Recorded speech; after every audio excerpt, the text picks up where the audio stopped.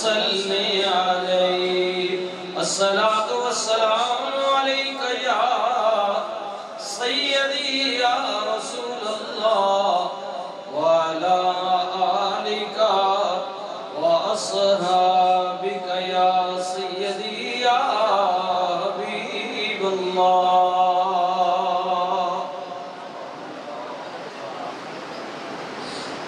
قابل عزت و قابل تکریم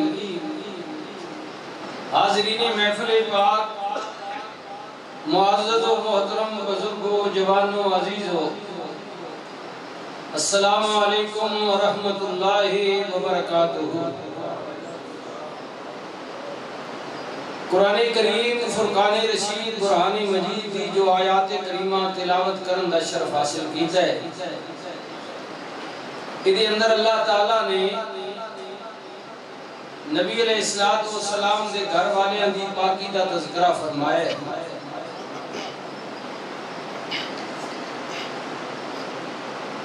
یقیناً ہر وہ شخص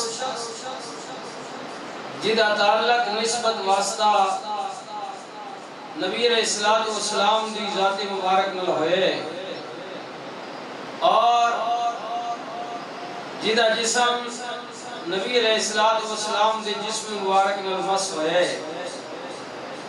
چاہے وہ مرد ہے یا عورت ہے، اللہ فرماندے ہیں اساں پلیتی انہاں تو دور فرما دیتی ہے اور ہمیشہ واسطے انہاں نو عزت دا مقام دیتا ہے۔ حضور علیہ السلام دا خاندان مبارک مرد و زن اوتے برا الورا نے،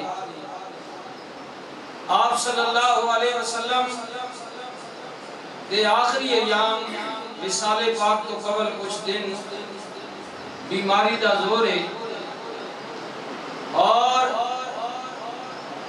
ایک شخص نو نبی علیہ السلام دا بول مبارک،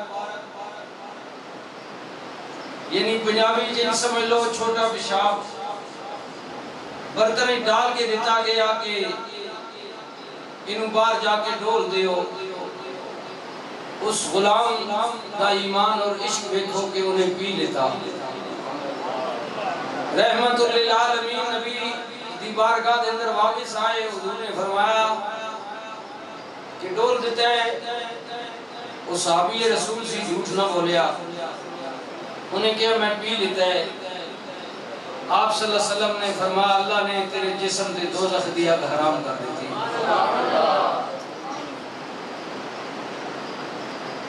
تو یہ وہ لوگ نے کہ جنہاں دا اس واسطے نال تعلق ہے کہ جڑے گھر والے نے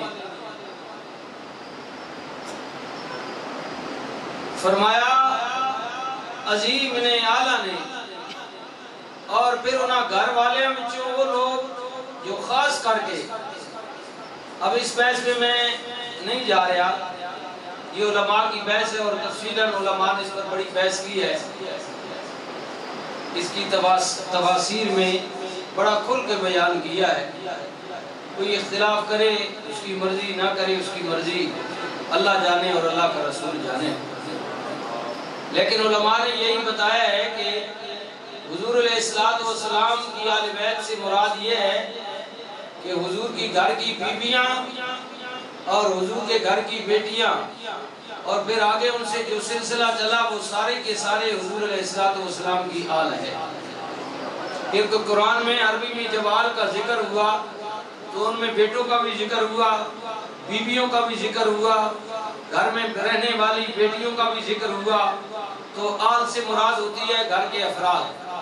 تو نبی علیہ السلام کے نکاح مبارک میں جو بیویاں ہیں وہ بھی، اور پھر آگے ان کے وطن مبارک سے جو سلسلہ چلا وہ بھی ہمارے نزدیک وہ حضور کے گھر والے چاہے مرد ہیں یا عورتیں ہیں وہ وراء اور وراء اور پاک ہیں، بلکہ یوں سمجھ لیں کہ ہمارے نزدیک تو علماء نے، بزرگوں نے یہی بتایا ہے کہ نبی علیہ السلام کا ہر وہ صحابی کہ جس نے رسول اللہ کو ایمان کی نظر سے دیکھا اور پڑھا لا الہ الا اللہ محمد رسول اللہ، وہ وراء الورا ہے اور وہ جنتی ہے. بس اتنی بات ہے، بحث نہیں کر سکتے.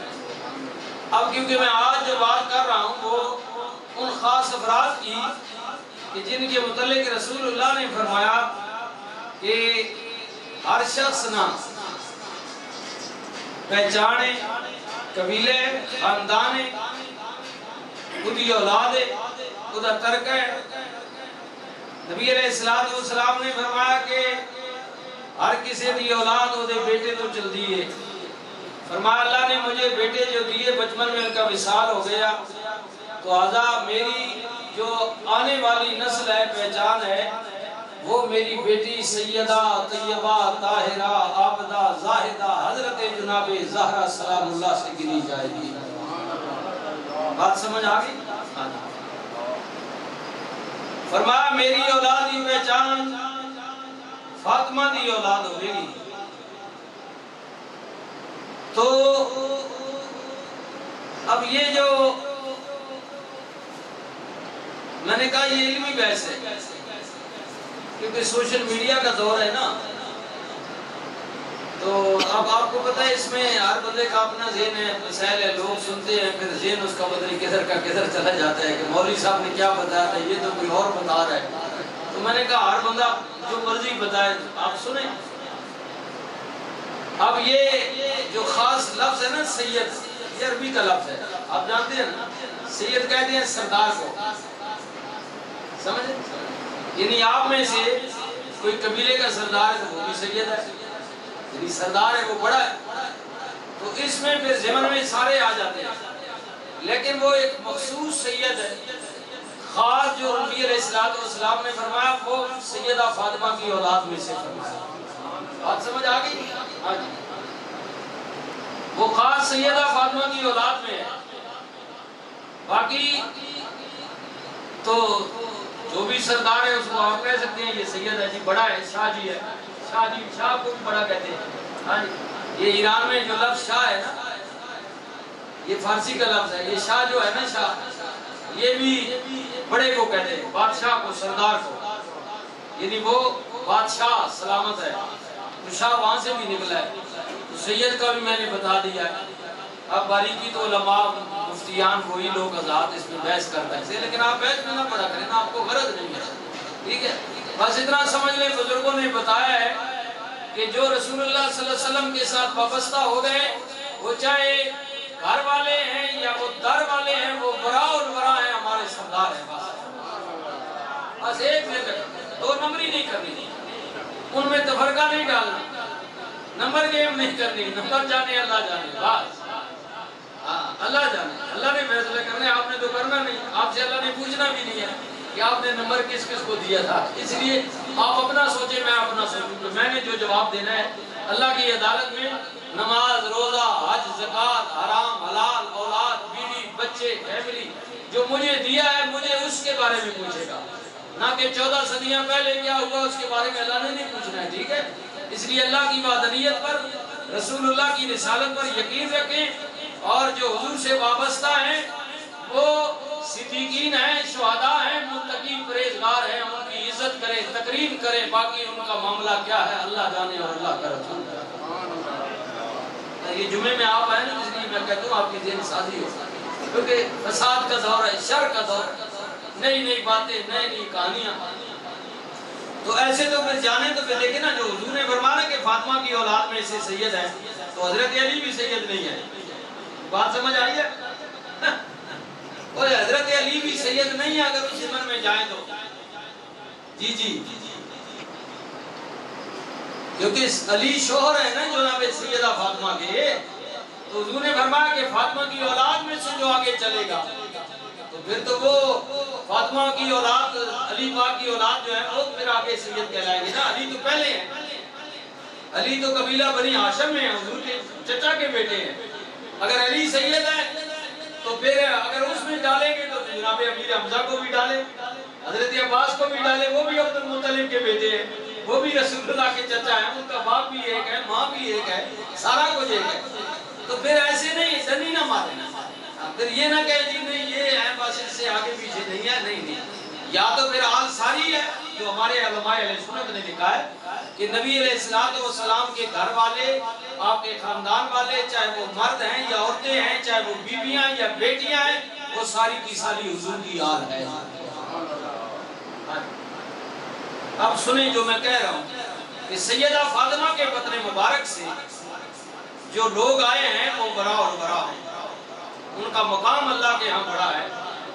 اور میرے نبی نے جو فرمایا، بس حضور نے کہہ دیا تو بات ختم ہو گئی، بحث ہے ہی نہیں۔ رسول اللہ نے فرمایا سید اسی لیے کہتے ہیں کہ زکوٰۃ، فطرانہ، خیرات، صدقہ، یہ غرباء، مساکین، یتامہ کو آپ دیں، سید کو نہ دیکھیں، اس لیے کہ اس کا منصب بہت بڑا ہے۔ کہہ دیجئے سبحان اللہ۔ سید کو نہ دے، اس کا منصب بڑا ہے، یہ عام لوگوں کے لیے، غرباء کے لیے۔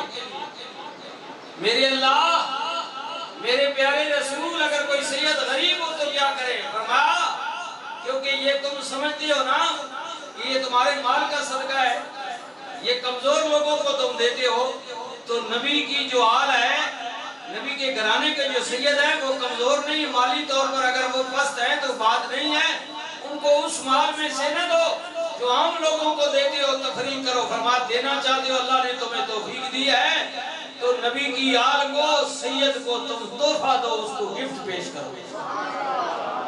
بات سمجھ آگئی؟ سید کو تحفہ دے، ٹھیک ہے؟ کیونکہ سید کا مقام بڑا ہے۔ غریب ہے اس کو آپ کہتے ہیں یار ایسے سب بالکل نہیں، یقین جانو میں ہر باری اپنے مال سے کچھ مال کرنا، ایک ہاتھ میں غریب کو دینا۔ اب سید کے بارے میں بھی آپ یہی سوچیں تو پھر مقام تو برابری کا نہ رہا نا، کہ وہ نبی کا پھول ہے، اس لیے فرمایا انہیں تحفہ دو، گفٹ دو، خوشی سے۔ یہ اللہ نے مجھے رزق کی فراوانی دی ہے، میں اپنی طرف سے آپ کو تحفہ دے رہا ہوں، یہ گفٹ مجھ سے قبول کرے، یہ میں آپ کو ہدیہ دے رہا ہوں۔ پیسے کا بھی دینا چاہتے ہیں، یہ میں آپ کو ہدیہ دے رہا ہوں۔ ہاں جی، آپ میرے نبی کی آل ہے۔